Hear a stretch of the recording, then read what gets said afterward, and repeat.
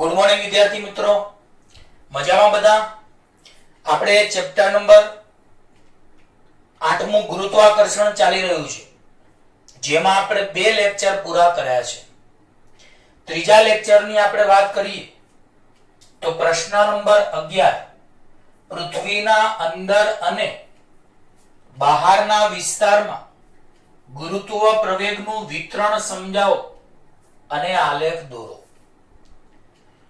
પૃથ્વીના અંદરના અને બહારના વિસ્તારમાં ગુરુત્વ પ્રવેગનું વિતરણ સમજાવો. તો પ્રિય વિદ્યાર્થીઓ, આ પૃથ્વી છે. આપણે ગયા લેક્ચરમાં પૃથ્વીની અંદર એક નાનો ગોળો દોર્યો હતો. તો બોલો, પૃથ્વીની અંદર એક નાનો ગોળો દોર્યો હતો. ધારો કે તેની ત્રિજ્યા r છે, તેનું દળ ms છે. પૃથ્વીની ત્રિજ્યા કેપિટલ RE છે અને એનું દળ ME છે. અને આપણે બહારની વાત કરવી હોય તો R ગ્રેટર ધેન RE તમે કહી શકો છો. તો અહીંયા આપણે બે બિંદુ લીધા છે. એક તો R લેસ ધેન RE એટલે અંદર. યાદ રાખો, આ કાળી સપાટી છે એ પૃથ્વીની સપાટી છે. બોલો, કાળી સપાટી એ કોની સપાટી છે? પૃથ્વીની સપાટી છે. તો આ પૃથ્વીની સપાટી, એની અંદર આપણે એક R લેસ ધેન RE ત્રિજ્યાનો એક ગોળો દોર્યો છે. પૃથ્વીની ત્રિજ્યા કેપિટલ RE અને એક R ગ્રેટર ધેન RE અંતરે આપણે વાત કરીએ.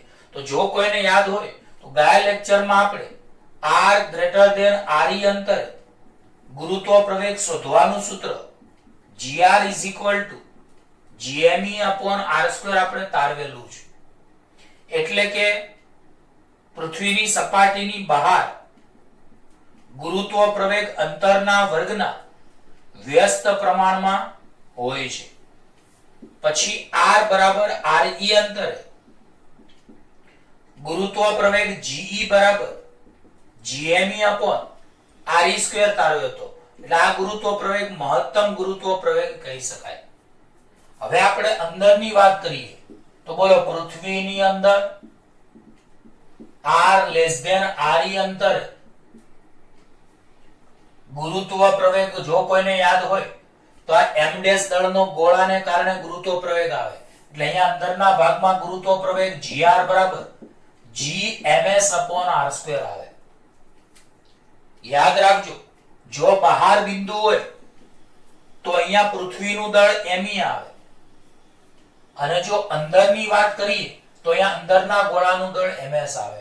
તો આ બંને સૂત્રો ખાસ મગજમાં યાદ રાખજો.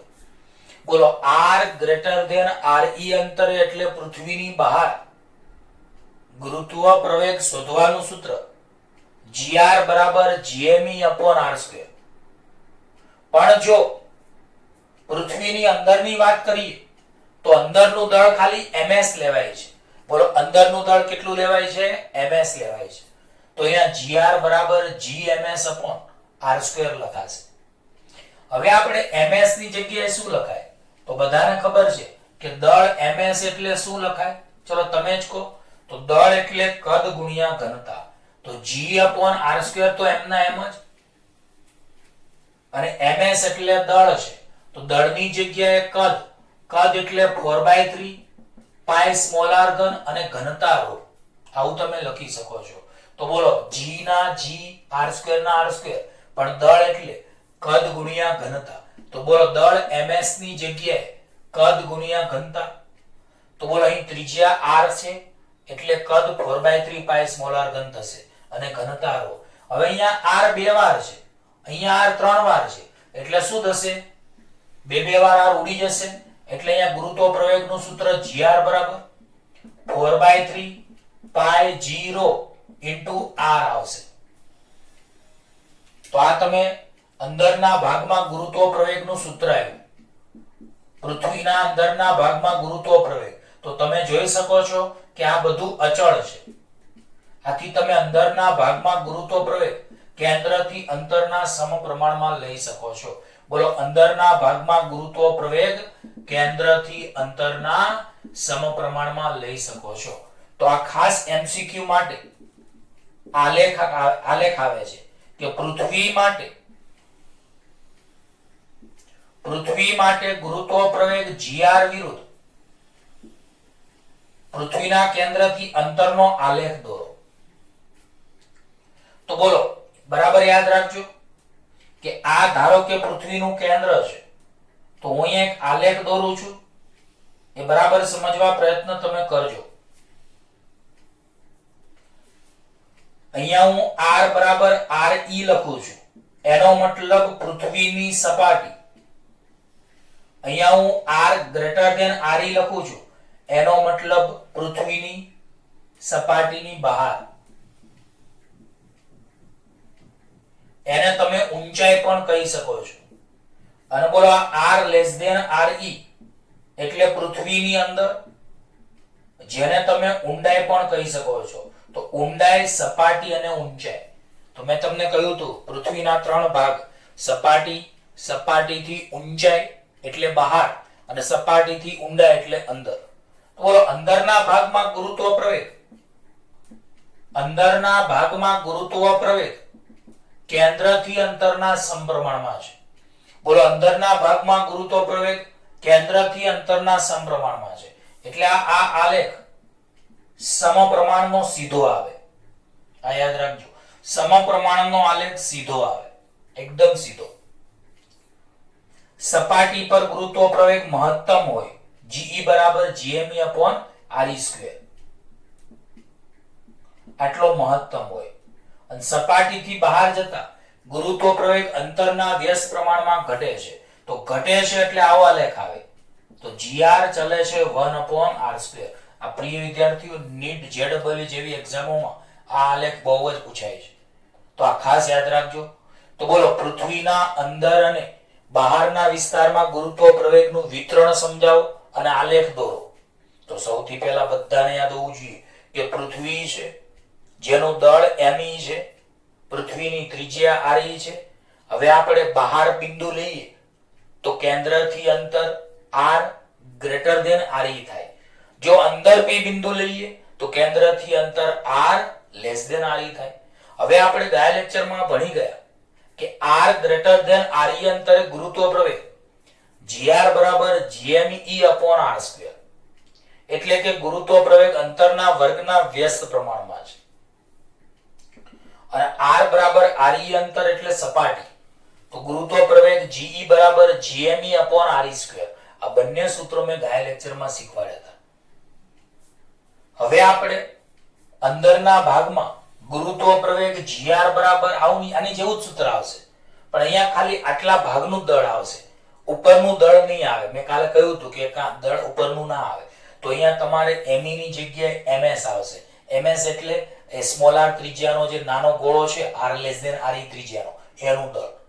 તો બોલો પૃથ્વીના અંદરના ભાગમાં r લેસ ધેન re અંતરે ગુરુત્વ પ્રવેગ gr બરાબર Gms/r². તો G/r². બોલો દળ એટલે કદ ગુણ્યા ઘનતા. તો કદ એટલે 4/3πr3 અને ઘનતા એટલે ρ. તો બોલો અહીંયા બે વાર r ઉડી જશે, તો ગોઠવણી કરશો તો 4/3π g ρ અને r વધશે. અને આ બધું અચળ છે.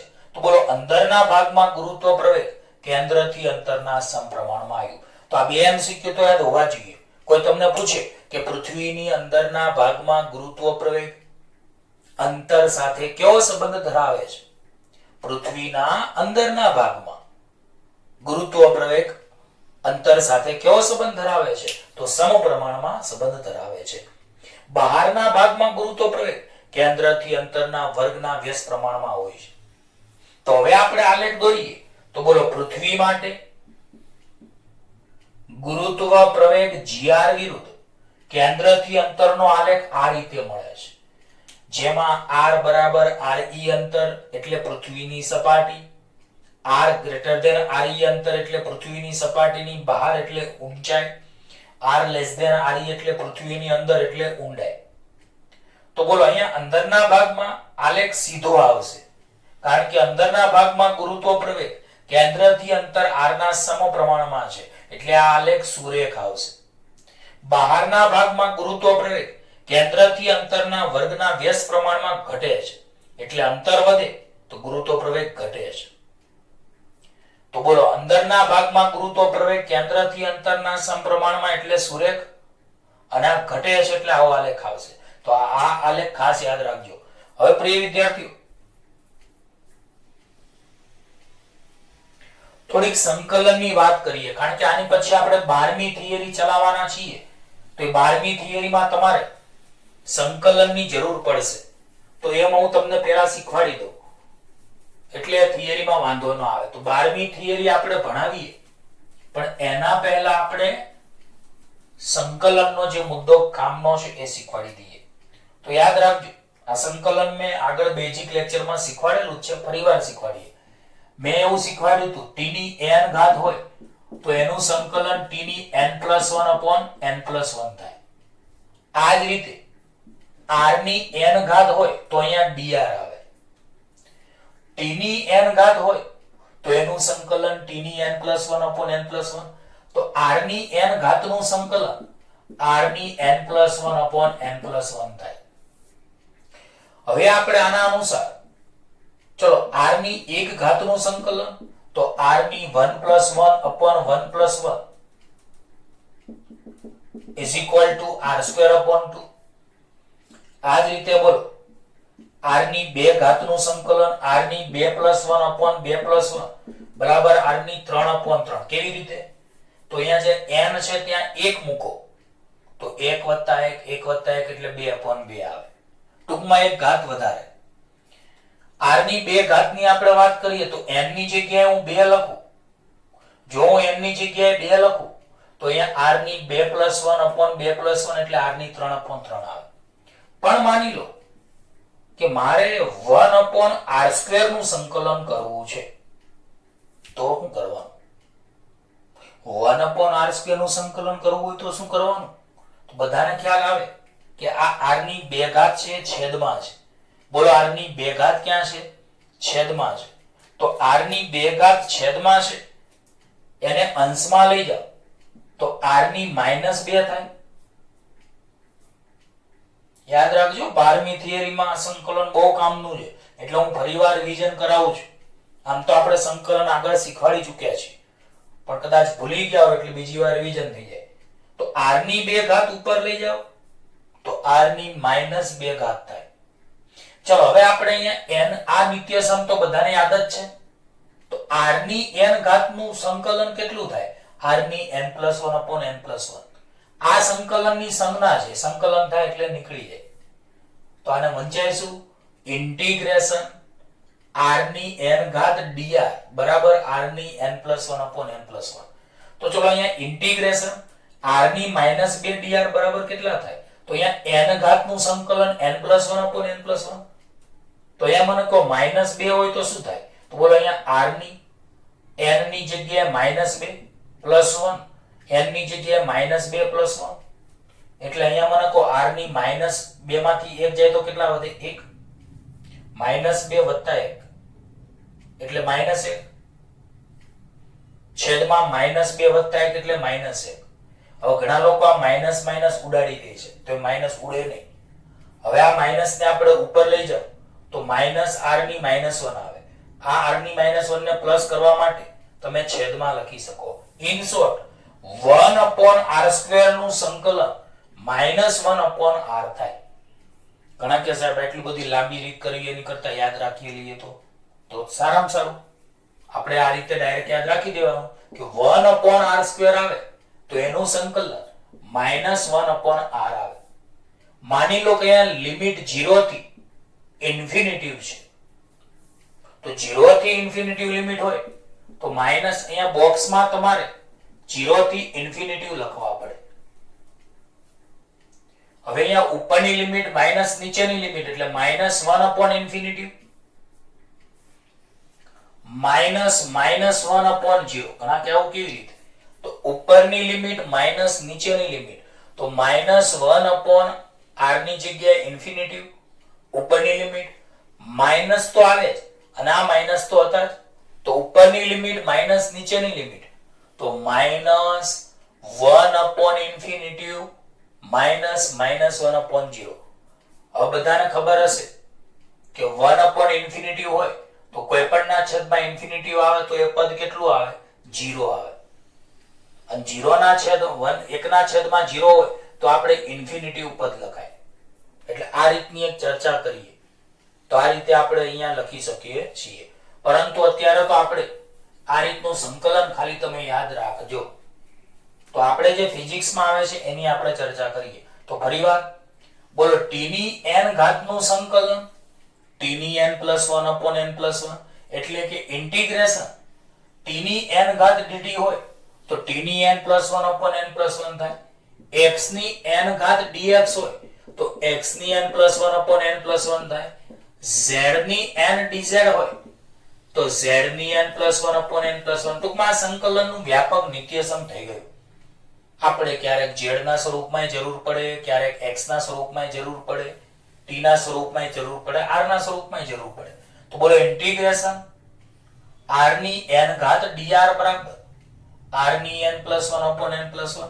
આપણે આનો ઉપયોગ કરવાના છીએ એટલે આના સંદર્ભમાં આપણે તમને 3 ઉદાહરણ આપ્યા.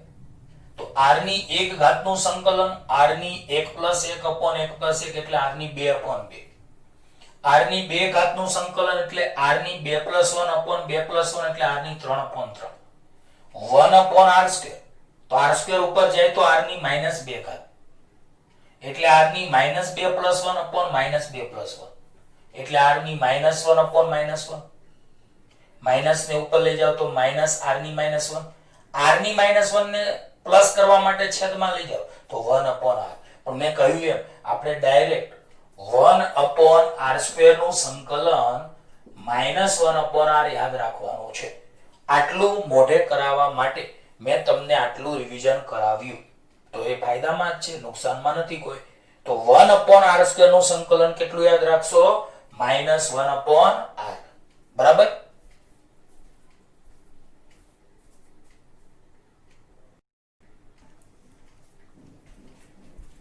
હવે પ્રિય વિદ્યાર્થીઓ, આપણે 12મી થિયરી ભણીએ. તો મેં તમને સંકલન શીખવાડ્યું, એનો ઉપયોગ આપણે 12મી થિયરીમાં કરીશું. 12 સાયન્સમાં આ થિયરી ખૂબ જ એટલે ખૂબ જ અગત્યની છે. એટલે બરાબર ધ્યાન આપજો. 12મો સવાલ આ રીતનો છે કે પૃથ્વીના ગુરુત્વીય સ્થિતિ ઊર્જા એટલે શું? પૃથ્વીની ગુરુત્વીય સ્થિતિ ઊર્જા એટલે શું? પૃથ્વીના કેન્દ્રથી r > r અંતરે આવેલા પદાર્થની ગુરુત્વીય સ્થિતિ ઊર્જાનું સમીકરણ મેળવો.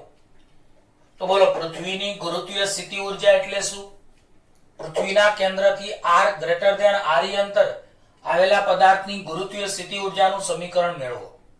તો સૌપ્રથમ આપણે ધારણા કરીએ કે ધારો કે પૃથ્વીનું દળ me છે, પૃથ્વીની ત્રિજ્યા re છે. ધારો કે પૃથ્વીનું દળ me છે, પૃથ્વીની ત્રિજ્યા re છે. પૃથ્વીના કેન્દ્રથી r > r અંતરે કોઈ કણ p છે જ્યાં m દળનો પદાર્થ આવેલો છે. હવે જો ફિઝિક્સમાં એક ધારણા અહીંયા તમારે સમજવાની છે. તમે બોલ્યા કે m દળનો પદાર્થ પૃથ્વીના કેન્દ્રથી r > r અંતરે છે. તો હકીકતમાં ફિઝિક્સ એ ખોટું કહે છે કે m દળનો પદાર્થ પહેલા અનંત અંતરે હોય છે. ફિઝિક્સમાં બધી વસ્તુ પહેલા અનંત અંતરે ધારવામાં આવે છે. 12 સાયન્સમાં પણ આપણે આ મુદ્દાનો ઉપયોગ કરવાનો આવશે. યાદ રાખો કે આ પેન છે, m દળનો પદાર્થ છે. તો આ પેન પહેલા ક્યાં હતી? તો અનંત અંતરે હતી, એવું ફિઝિક્સમાં માનવામાં આવે છે. તો યાદ રાખજો કે પૃથ્વીના કેન્દ્રથી r > r અંતરે આવેલા કોઈ m દળના કણ p ની સ્થિતિ ઊર્જાની આપણે વાત કરવી છે. પણ હું એમ કહું છું કે m દળનો પદાર્થ પહેલા ક્યાં હશે? તો પહેલા અનંત અંતર એટલે ઇન્ફિનિટિવ અંતરે હશે. આ મગજમાં યાદ રાખજો. બોલો, m દળનો પદાર્થ પહેલા p બિંદુ પાસે હશે કે અનંત અંતરે હશે? તો અનંત અંતર એટલે ઇન્ફિનિટિવ અંતરે હશે. તો સૌથી પહેલા હું આ ગુરુત્વીય સ્થિતિ ઊર્જાની વ્યાખ્યા આપું. ટેમ્પલેટમાં તમારા બધા મુદ્દા શરૂઆતના લખ્યા છે, મેં લખ્યા નથી પણ હું બોલી જાઉં છું. તો બોલો, ગુરુત્વીય સ્થિતિ ઊર્જા કોને કહેવાય?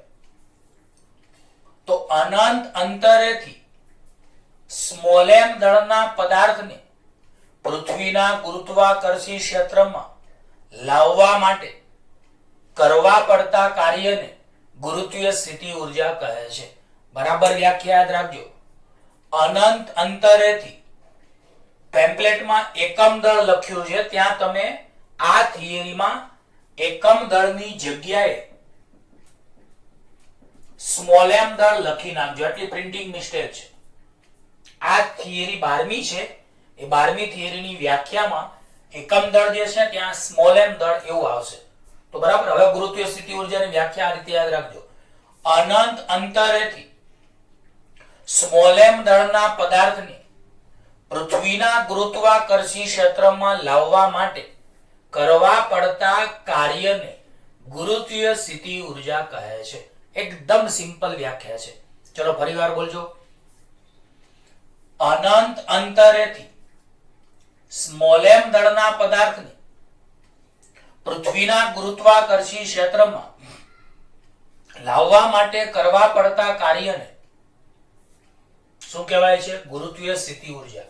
તો આપણે આનું સૂત્ર તારવવાનું છે. તો આ માટે આપણે બે માહિતી સ્વીકારી કે ધારો કે પૃથ્વીનું દળ me છે, પૃથ્વીની ત્રિજ્યા re છે, પૃથ્વીના કેન્દ્રથી r ગ્રેટર ધેન re અંતરે કોઈ બિંદુ p પાસે આપણે m દળના પદાર્થની સ્થિતિ ઊર્જા શોધવી છે. તો જો અહીંયા લખ્યું છે કે પૃથ્વીના કેન્દ્રથી r અંતરે આવેલા p બિંદુએ m દળના પદાર્થની સ્થિતિ ઊર્જા શોધવી છે. તો બોલો, પૃથ્વીના કેન્દ્રથી r ગ્રેટર ધેન re અંતરે આવેલા p બિંદુએ m દળના પદાર્થની સ્થિતિ ઊર્જા શોધવી છે.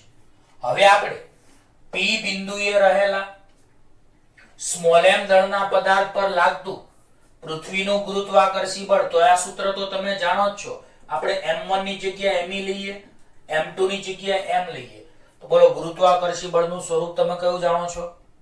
F બરાબર g m1 m2 upon r2. તો અહીંયા F બરાબર g ના g, m1 ની જગ્યાએ me, m2 ની જગ્યાએ m upon r2. તો બોલો, p બિંદુએ રહેલા m દળના પદાર્થ પર, p બિંદુએ રહેલા m દળના પદાર્થ પર પૃથ્વીનું ગુરુત્વાકર્ષી બળ.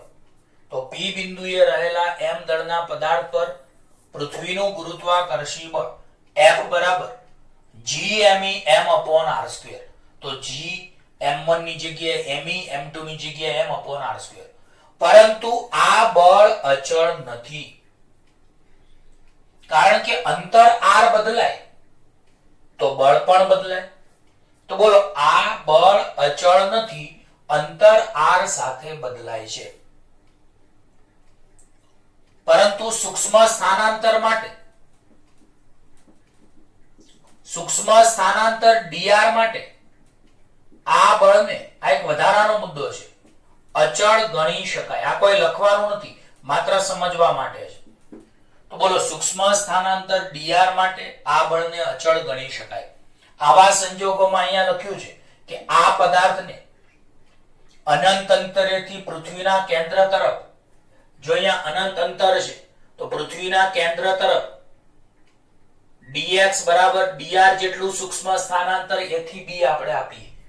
તો બોલો, અનંત અંતરેથી m દળના પદાર્થને પૃથ્વીના ગુરુત્વાકર્ષી ક્ષેત્ર તરફ, એટલે a થી b તરફ dr જેટલું સૂક્ષ્મ સ્થાનાંતર આપીએ.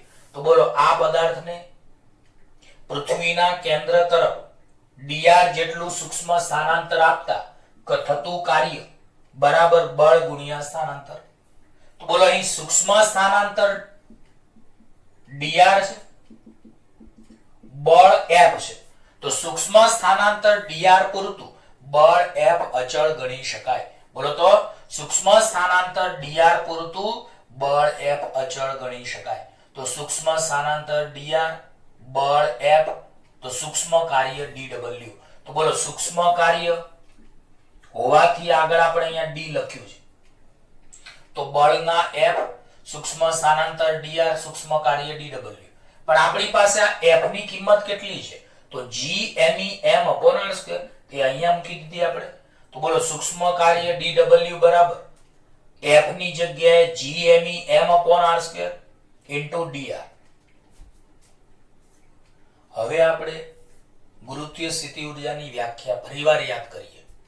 શું હતી ગુરુત્વીય સ્થિતિ ઊર્જાની વ્યાખ્યા? તો અનંત અંતરેથી સ્મોલ m દળના પદાર્થને r અંતરે લાવવા માટે કરવા પડતા કાર્યને ગુરુત્વીય સ્થિતિ ઊર્જા કહેવાય છે. તો અહીંયા લખીએ પદાર્થને અનંત એટલે ઇન્ફિનિટી અંતરથી r અંતરે લાવવા કરવું પડતું કાર્ય w બરાબર ઇન્ટિગ્રેશન dw. તો આ તો બધાને યાદ જ હશે કે y બરાબર ઇન્ટિગ્રેશન dy લખાય, t બરાબર ઇન્ટિગ્રેશન 1 dt લખાય, એમ w બરાબર ઇન્ટિગ્રેશન 1 dw લખાય. તો આ યાદ રાખજો. તો બોલો અહીંયા w બરાબર ઇન્ટિગ્રેશન 1 dw, પણ અહીંયા લિમિટ આપણી પાસે છે ક્યાંથી ક્યાં સુધી? તો પદાર્થને અનંત અંતર એટલે ઇન્ફિનિટી અંતરથી r અંતરે લાવવા માટે કરવું પડતું કાર્ય. તો અનંત અંતર એટલે ઇન્ફિનિટી થી r અંતરે લાવવા માટે કરવું પડતું કાર્ય. તો સંકલનની લિમિટ ઇન્ફિનિટી થી r dw. તો બોલો w એટલે કુલ કાર્ય, w એટલે કુલ કાર્ય ક્યાંથી ક્યાં સુધીનું? તો ઇન્ફિનિટી થી r સુધીનું, એટલે ઇન્ટિગ્રેશન ઇન્ફિનિટી થી r dw. તો ઇન્ફિનિટી થી r dw ની કિંમત આપણી પાસે gme m/r² dr છે. બોલો ઇન્ફિનિટી થી અને ઇન્ફિનિટી બોલાય તો ઇન્ફિનિટી થી r dw ની જગ્યાએ આપણે કેટલા લખાય? તો gme m/r² ઇન્ટુ dr. બોલો આમાં gme m અચળ છે એટલે સંકલનની બહાર, g અચળ છે, પૃથ્વીનું દળ me અચળ છે, સ્મોલ m પદાર્થનું દળ અચળ છે. જે બદલાય નહીં એને અચળ કહેવાય, અને અચળ હોય એ સંકલનની બહાર આવે. તો gme m સંકલનની બહાર 1/r² dr. તો gme m આપણે બહાર લખ્યા, 1/r² નું સંકલન -1/r. તો બોલો gme m બહાર 1/r² નું સંકલન -1/r. લિમિટ ઇન્ફિનિટી થી r. હવે gme m ઉપરની લિમિટ માઈનસ નીચેની લિમિટ મેં શીખવાડ્યું હતું ને સંકલન 1/r² નું સંકલન -1/r. gme m ના gme m. હવે આમાં ઉપરની લિમિટ માઈનસ નીચેની, તો માઈનસ તો હતા જ, 1/r ની જગ્યાએ r જ, r ની જગ્યાએ r જ. માઈનસ તો આપણે કેના આવે? રીતના આવે, અને બીજા માઈનસ તો છે, એટલે ઉપરની લિમિટ માઈનસ નીચેની લિમિટ. તો -1/r માઈનસ -1 નીચેની લિમિટ r ની જગ્યાએ ઇન્ફિનિટી. તો બોલો એકવાર r ની જગ્યાએ r જ મૂકવાના, પણ એકવાર r ની જગ્યાએ ઇન્ફિનિટી મૂકવાના. તો બોલો ઉપરની લિમિટ માઈનસ નીચેની લિમિટ એટલે -1/r માઈનસ -1/∞. હવે બોલો અહીંયા કેટલા વધશે? તો આ કોના બરાબર આવતું હતું બધું? w બરાબર. તો માટે બોલો w બરાબર gme m ના gme m -1/r ના -1/r minus minus plus minus minus plus. હવે એકના છેદમાં ઇન્ફિનિટી છે એટલે એની કિંમત 0 આવશે. બોલો કેટલી આવશે? 0 આવશે. હવે આપણે અહીંયા ગોઠવણી કરો તો કેટલા વધે? તો gme m કૌંસમાં -1/r વધશે. એટલે આ પદ મેં અહીંયા ઉપર લખ્યું છે, જો અહીંયા માઈનસ ને અંદર ગુણી નાખો તો w બરાબર આ પદ આપણે અહીંયા ઉપર લખ્યું છે, તો w બરાબર -gme m/r. તો આ કાર્યનું સૂત્ર આપણે યાદ રખાય. તો બોલો આ કોનું કાર્ય છે? તો અનંત અંતરેથી m દળના પદાર્થને r અંતરે લાવવા માટે કરવું પડતું કાર્ય. ઘણા કે સાહેબ આ તો તમે સ્થિતિ ઊર્જા કહેતા હતા, તો વાત સાચી છે, આ કાર્ય જ એ આપણી સ્થિતિ ઊર્જા u છે, તો એને ગુરુત્વીય સ્થિતિ ઊર્જા કહી શકાય.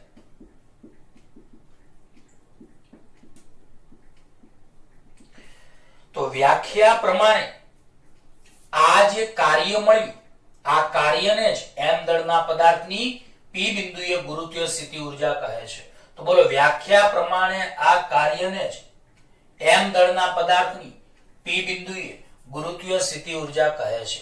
તો બોલો વ્યાખ્યા પ્રમાણે આ કાર્યને m દળના પદાર્થની p બિંદુએ ગુરુત્વીય સ્થિતિ ઉર્જા કહે છે. એટલે U બરાબર -GME m/r.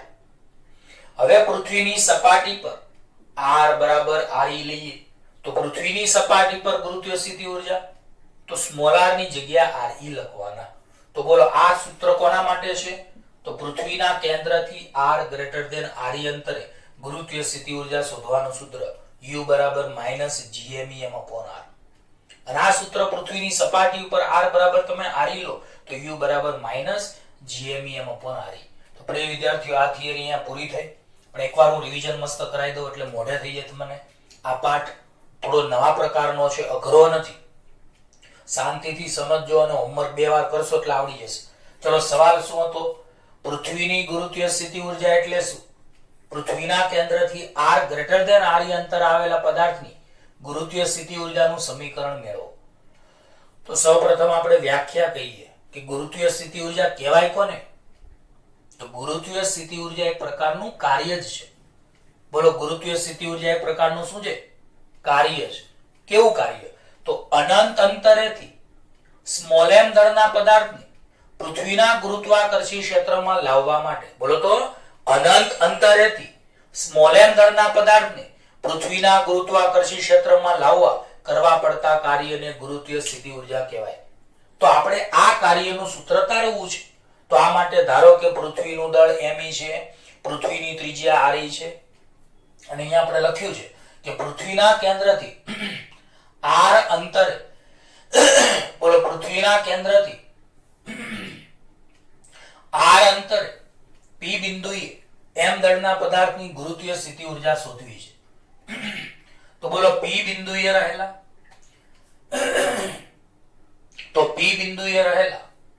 m દળના પદાર્થ પર લાગતું ગુરુત્વાકર્ષી બળ, તો p બિંદુએ રહેલા m દળના પદાર્થ પર લાગતું પૃથ્વીનું ગુરુત્વાકર્ષી બળ F બરાબર g ના g m1 ની જગ્યાએ me, m2 ની જગ્યાએ સ્મોલ m upon r².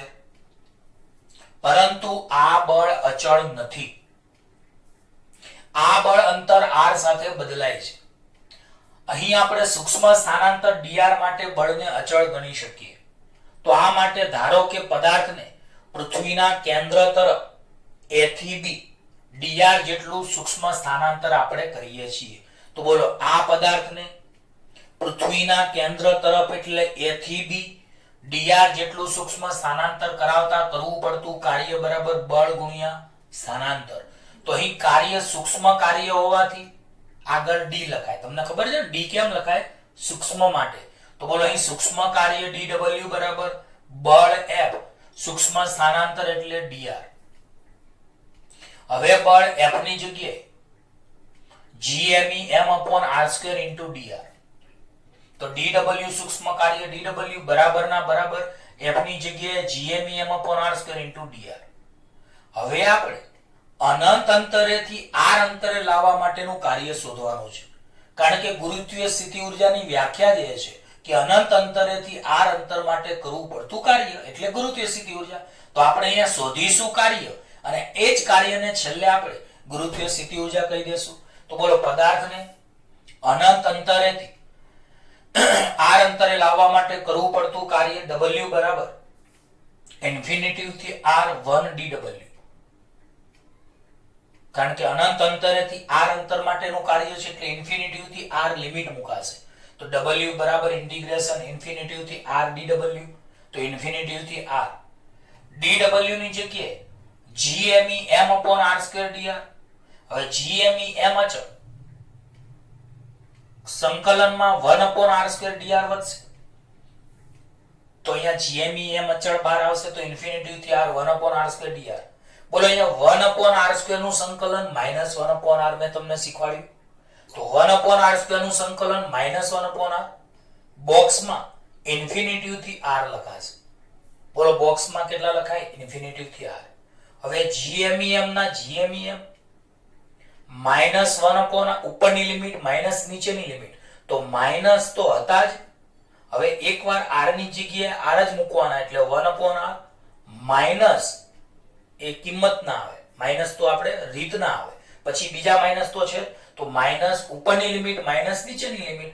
તો -1/r r ની જગ્યાએ r મૂકો તો માઇનસ આર ની જગ્યાએ ઇન્ફિનિટી મુકાય તો -1/r માઇનસ -1/ઇન્ફિનિટી.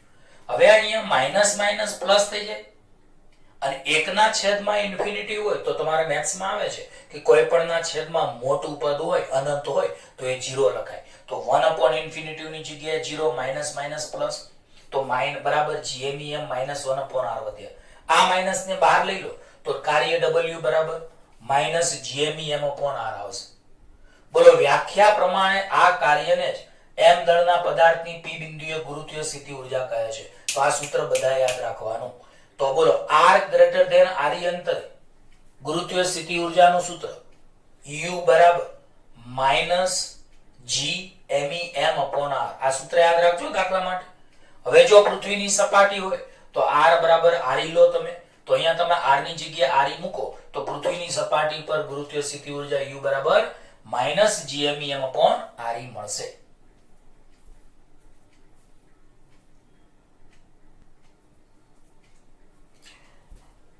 હવે પ્રિય વિદ્યાર્થીઓ આજ થિયરીમાં થોડાક એક્સ્ટ્રા મુદ્દાઓ છે જે આપણે દાખલા અને એમસીક્યુ માં કામમાં લાગી શકે જેડબલઈ નીડ માટે. તો કેટલાક મહત્વના મુદ્દાઓમાં સૌપ્રથમ આપણે સમજીએ તો આપણે હમણાં સ્થિતિ ઊર્જાનું સૂત્ર તારવ્યું. કયું સ્થિતિ ઊર્જાનું સૂત્ર તારવ્યું?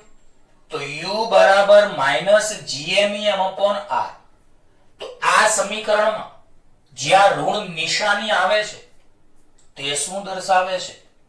તો યાદ રાખજો કે સ્થિતિ ઊર્જાના સમીકરણ u બરાબર -gmem/r સમીકરણમાં ઋણ નિશાની દર્શાવે છે કે આ સ્થિતિ ઊર્જા એ પદાર્થ પર લાગતા પૃથ્વીના આકર્ષી પ્રકારના ગુરુત્વાકર્ષી બળને કારણે છે.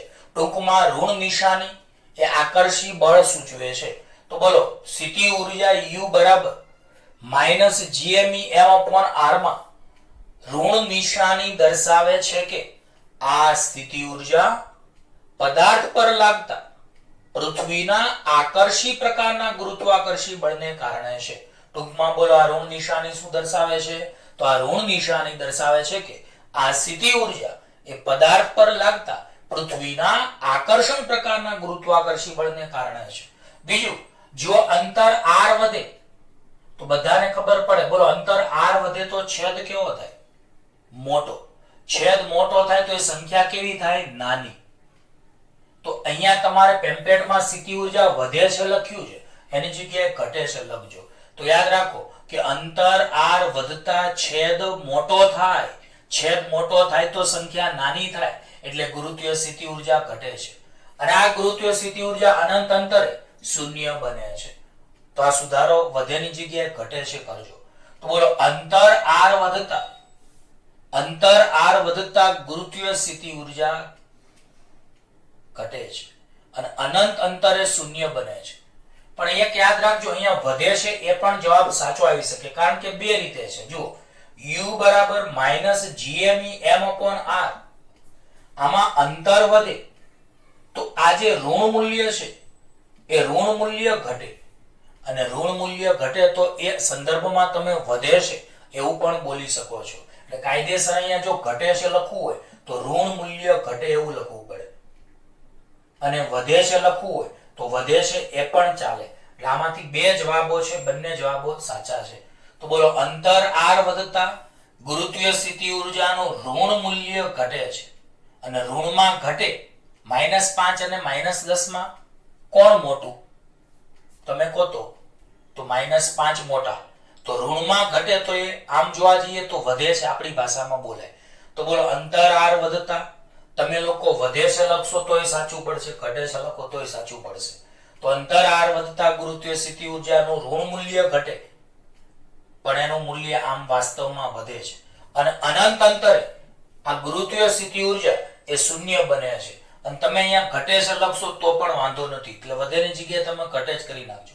ચલો બીજું, m દળના પદાર્થને ગુરુત્વાકર્ષી ક્ષેત્રમાં r1 અંતરેથી r2 અંતરે લઈ જતા તેની સ્થિતિ ઊર્જાનો ફેરફાર ડેલ્ટા w બરાબર, હમણાં આપણે આની આગળ ખબર છે આ ઇન્ફિનિટી થી r શોધ્યું હતું, તો અહીંયા ઇન્ફિનિટી ની જગ્યાએ r ની જગ્યાએ r2.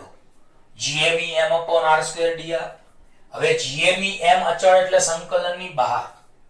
ઇન્ટિગ્રેશન r1 થી r2 1 upon r square dr. તો GME m અચળ 1 upon r square નું સંકલન -1 upon r. અહીંયા લિમિટ હોવાથી આ બોક્સમાં લખાય. એટલે બોક્સમાં r1 થી r2. હવે GME m ના GME m, હવે ઉપરની લિમિટ માઈનસ નીચેની તો -1 upon r2. r ની જગ્યાએ r2, ઉપરની લિમિટ માઈનસ નીચેની લિમિટ તો માઈનસ તો હતા જ, એટલે -1 upon r2. આ માઈનસ આપણે રીતના આવ્યા અને -1 upon r નીચેની લિમિટ. હવે અહીંયા માઈનસ માઈનસ આ પ્લસ થઈ જશે, એટલે 1 upon r જે પ્લસ છે મેં આગળ લખ્યું અને -1 upon r2 પાછળ લખ્યું. તો બોલો અહીં સ્થિતિ ઊર્જાના ફેરફારનું સૂત્ર ડેલ્ટા U બરાબર GME m કૌંસમાં 1 upon r1 -1 upon r2 આયા. જો r1 r2 કરતા મોટા હોય, એટલે કે જો r1 greater than r2 હોય તો સ્થિતિ ઊર્જાનો ફેરફાર ડેલ્ટા U એ આપણને ઋણ મળે છે. જો r1 greater than r2 હોય તો સ્થિતિ ઊર્જાનો ફેરફાર ઋણ મળે છે, જે દર્શાવે છે કે પૃથ્વીની નજીક આવતા ગુરુત્વીય સ્થિતિ ઊર્જા ઘટે છે. તો બોલો પૃથ્વીની નજીક આવતા અંતર ઘટે એટલે ગુરુત્વીય સ્થિતિ ઊર્જા ઘટે, અને પૃથ્વીથી ઉપર જાવ તો અંતર વધે તો સ્થિતિ ઊર્જા અહીંયા વધે છે, એવું તમે લખજો એટલે તમને ખબર પડે કે આ સંદર્ભ કયો છે એ જોવાનું છે. જો તમે પૃથ્વીની નજીક આવો છો તો પૃથ્વીની સાપેક્ષમાં અંતર ઘટે છે તો ગુરુત્વીય સ્થિતિ ઊર્જા ઘટે છે, પણ પૃથ્વીથી ઉપર જાવ છો તો સ્થિતિ ઊર્જા વધે છે. આ રીતનો મુદ્દો આવશે. તો ફરીવાર આ બધા મુદ્દા આપણે દાખલા MCQ માં કામમાં લાગશે. તો બોલો m દળના પદાર્થને ગુરુત્વાકર્ષી ક્ષેત્રમાં r1 થી r2 અંતરે લઈ જતા તેની સ્થિતિ ઊર્જામાં થતો ફેરફાર ડેલ્ટા U બરાબર ઇન્ટિગ્રેશન આપણે r થી ઇન્ફિનિટી હતા, એમાં r ની જગ્યાએ r1 અને ઇન્ફિનિટી થી r હતા તો ઇન્ફિનિટી ની જગ્યાએ r1, r ની જગ્યાએ r2. હવે GME m અચળ ઇન્ટિગ્રેશન 1 upon r square સંકલનની લિમિટ r1 થી r2. તો GME m બોલો 1 upon r square નું સંકલન -1 upon r બોક્સમાં r1 થી r2. તો GME m ના GME m, હવે ઉપરની લિમિટ માઈનસ નીચેની તો -1 upon r2 -1 upon r1, minus minus plus એટલે આ રીતનું સૂત્ર આવશે. જો r1 greater than r2 હોય તો સ્થિતિ ઊર્જાનો ફેરફાર ડેલ્ટા U ઋણ આવે, જે દર્શાવે છે કે જેમ જેમ પૃથ્વીની નજીક જાવશો એમ ગુરુત્વીય સ્થિતિ ઊર્જા ઘટે છે. હવે બીજી એક વાત કે m દળના પદાર્થને પૃથ્વીની સપાટીની ઉપર તરફ h જેટલી ઊંચાઈએ લઈ જતા થતું કાર્ય આપણે mgh જાણીએ છીએ, કારણ કે આગળ ચેપ્ટર 6 માં આપણે ગુરુત્વીય સ્થિતિ ઊર્જા ભણવામાં આવી ગઈ. તો બોલો આ સ્થિતિ ઊર્જાનો ફેરફાર ડેલ્ટા U બરાબર mgh જેટલો હોય છે. તો બોલો m દળના પદાર્થને પૃથ્વીની સપાટીની ઉપર તરફ h ઊંચાઈએ લઈ જતા તેની સ્થિતિ ઊર્જાનો ફેરફાર ડેલ્ટા U બરાબર mgh હોય છે. અને આની પછી આપણે એક નાની થિયરી હજી આ જ લેક્ચરમાં આપણે ભણીશું, ગુરુત્વીય સ્થિતિમાન.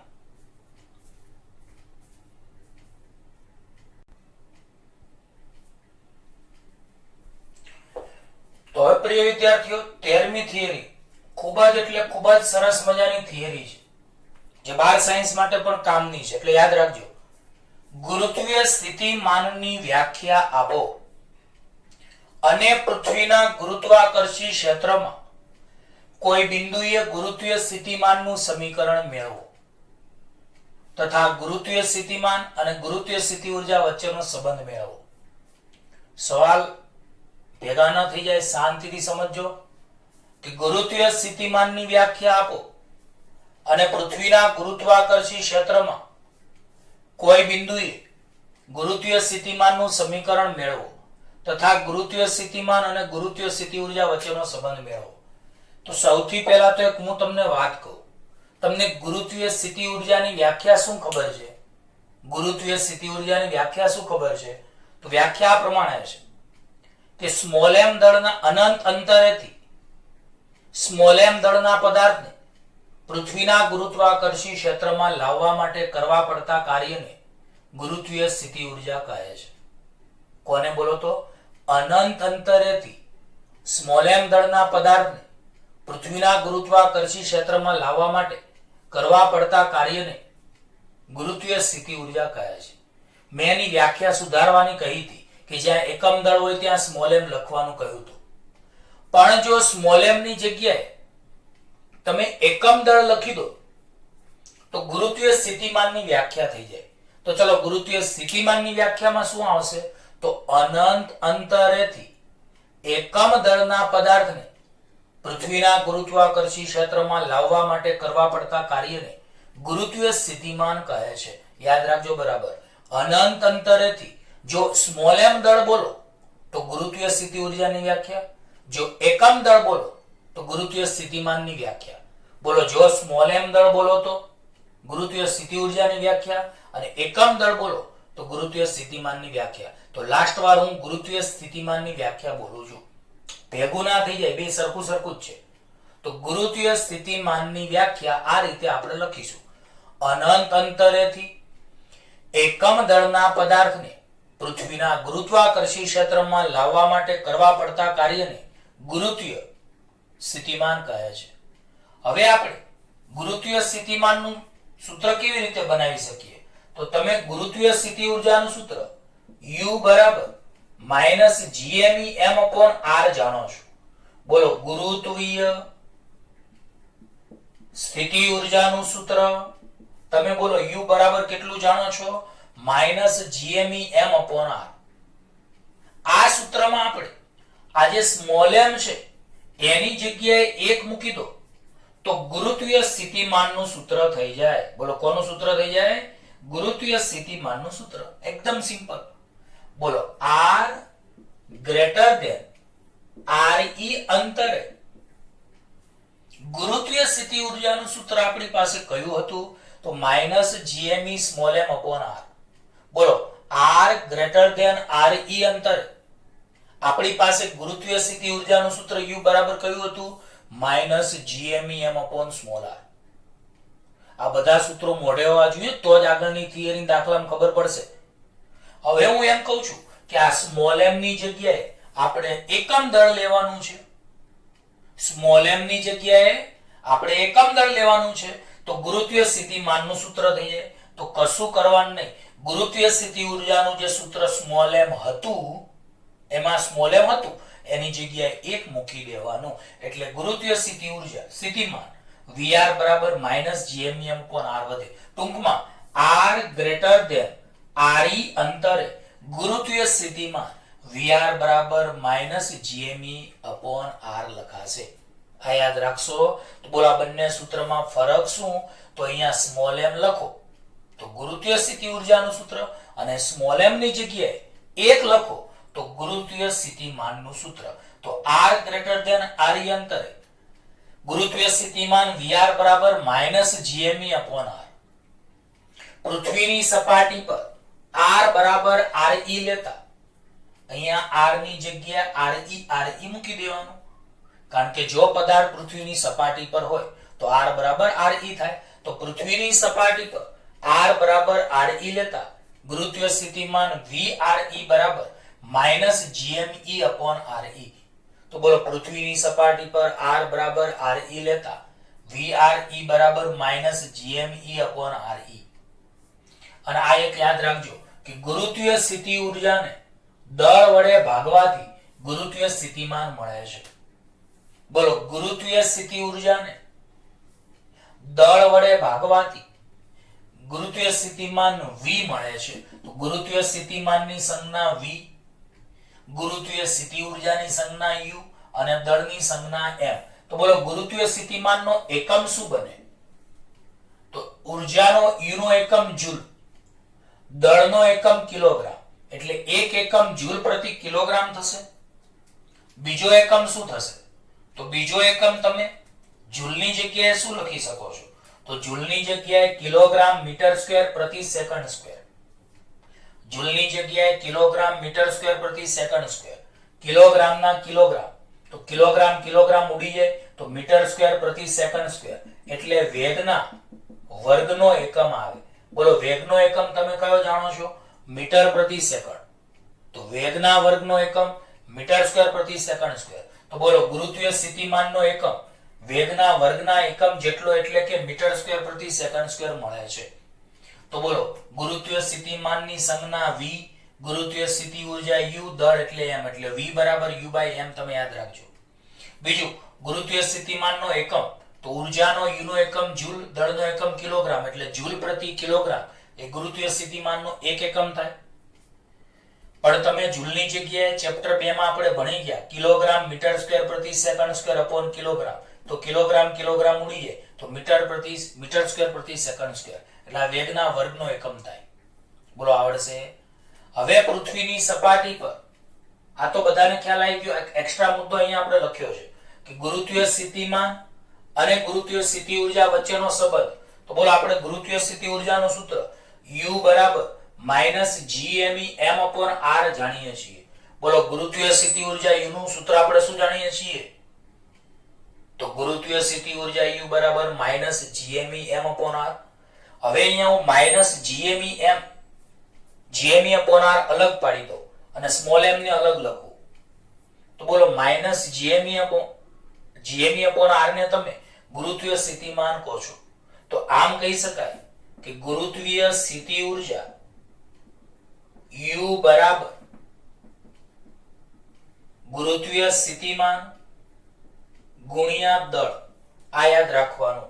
તો બોલો ગુરુત્વીય સ્થિતિમાન અને ગુરુત્વીય સ્થિતિ ઊર્જાનો સંબંધ. તો ગુરુત્વીય સ્થિતિ ઊર્જા u બરાબર ગુરુત્વીય સ્થિતિમાન v ગુણ્યા દળ m. તો પ્રિય વિદ્યાર્થીઓ આ થિયરી આપણે અહીંયા પૂરી કરી.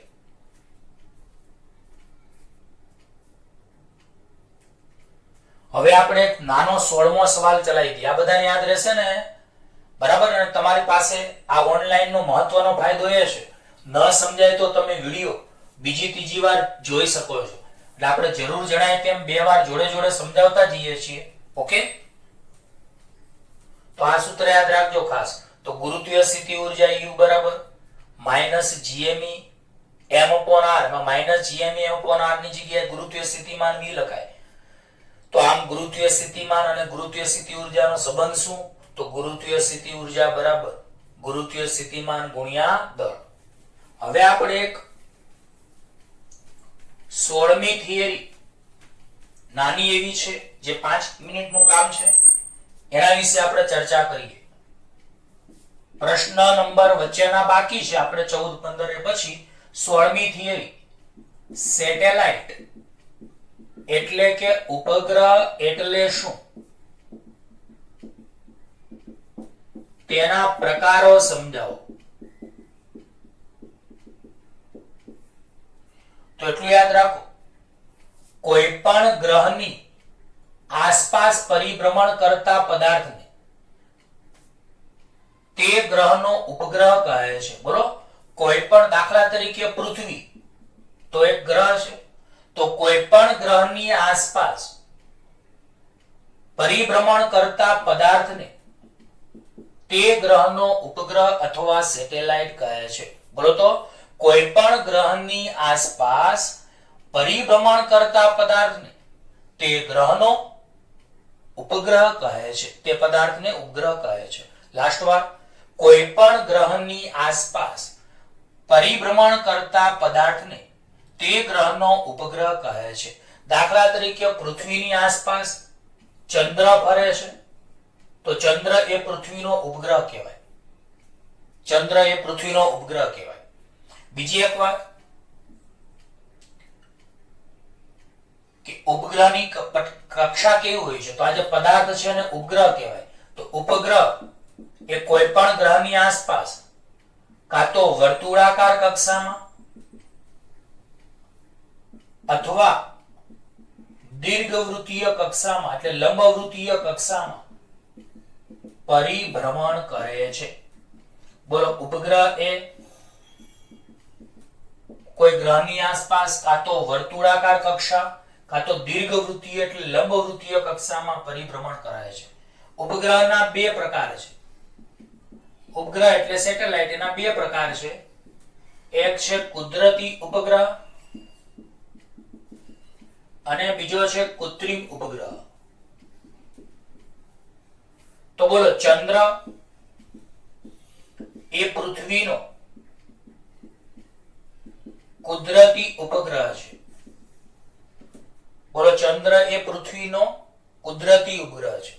પૃથ્વીની આસપાસ ચંદ્રને એક પરિભ્રમણ પૂરું કરતા 27.3 દિવસ લાગે છે. એટલે કે ચંદ્રનો પૃથ્વીની આસપાસ પરિભ્રમણનો આવર્તકાળ એટલે એક પરિભ્રમણ પૂરું કરતા લાગતો સમય. તો બોલો, ચંદ્રને પૃથ્વીની આસપાસ એક પરિભ્રમણ પૂરું કરતા લાગતો સમય એટલે કે આવર્તકાળ 27.3 દિવસ છે. તેમજ ચંદ્ર પોતાની ધરીને અનુલક્ષીને પણ ફરે છે. તો ચંદ્રનો પોતાની ધરીને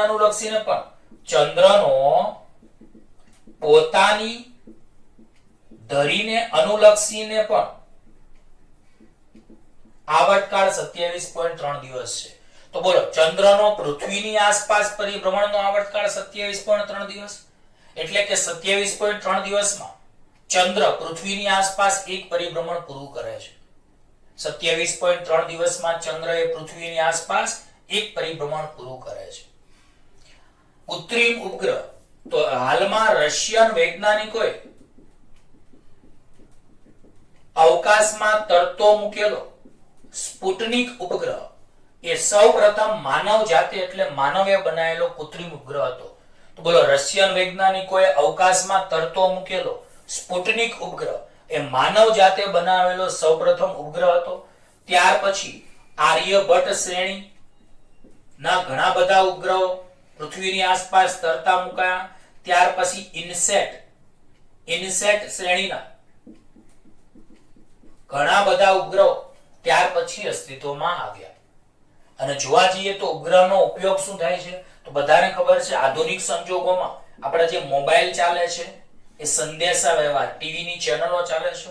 તો બોલો, ઉપગ્રહનો ઉપયોગ સંદેશા વ્યવહારમાં, જાસૂસી કરવા માટે તેમજ ઘણા બધા ઉપકરણોની આબોહવાની માહિતી મેળવવા માટે, આબોહવા વાતાવરણની માહિતી મેળવવા માટે આ ઉપગ્રહનો આપણે ઉપયોગ થાય છે. તો પ્રિય વિદ્યાર્થીઓ, આપણે ઉપગ્રહ વિશે આ રીતે સામાન્ય માહિતી તમારે ભણવામાં આવી જ ગયેલી છે અત્યારના વર્ષોમાં, પણ આપણે અત્યારે એકવાર ફરીવાર આવે છે એટલે સમજાયું. બોલો, ઉપગ્રહ કોને કહેવાય? તો કોઈ પણ ગ્રહની આસપાસ પરિભ્રમણ કરતા પદાર્થને તે ગ્રહનો ઉપગ્રહ અથવા સેટેલાઇટ કહે છે. ઉપગ્રહની કક્ષા એ વર્તુળાકાર પણ હોય છે અથવા દીર્ઘવૃત્તીય હોય છે. બીજું, ઉપગ્રહના બે પ્રકાર, એ પૈકીનો એક પ્રકાર કુદરતી ઉપગ્રહ, તો ચંદ્ર એ પૃથ્વીનો કુદરતી ઉપગ્રહ છે. બીજું, ચંદ્રનો પૃથ્વીની આસપાસ પરિભ્રમણનો આવર્તકાળ 27.3 દિવસ છે. તેમજ ચંદ્રનો પોતાની ધરીને અનુલક્ષીને પણ આવર્તકાળ 27.3 દિવસ છે. અને કૃત્રિમ ઉપગ્રહ, તો રશિયન વૈજ્ઞાનિકોએ અવકાશમાં તરતો મૂકેલો સૌપ્રથમ સ્પુટનિક ઉપગ્રહ, ત્યાર પછી આર્યભટ્ટ શ્રેણી, ઇનસેટ શ્રેણીના ઘણા બધા ઉપગ્રહો અવકાશમાં તરતા મુકાયા. અને ઉપગ્રહનો ઉપયોગ એ કોના માટે થાય? તો જાસૂસી માટે, બીજા નંબરમાં આબોહવાની માહિતી મેળવવા માટે અને સંદેશા વ્યવહાર જેવા અગત્યના કામોમાં થાય છે. તો પ્રિય વિદ્યાર્થીઓ, હવે આપણે આની પછીના લેક્ચરમાં ભણીશું. ગુડ બાય, ધન્યવાદ.